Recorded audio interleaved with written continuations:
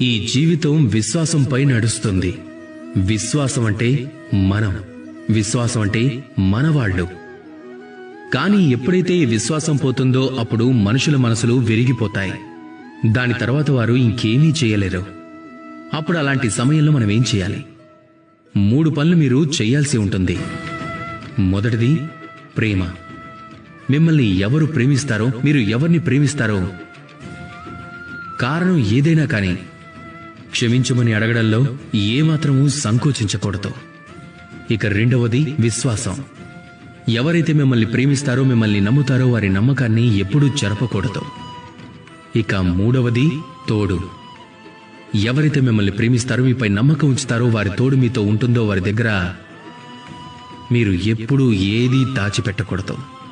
ఈ 3 కార్యాలు చేయండి. అప్పుడు మీ జీవితంలో మీరు సంతోషంగా చెప్పండి, రాధా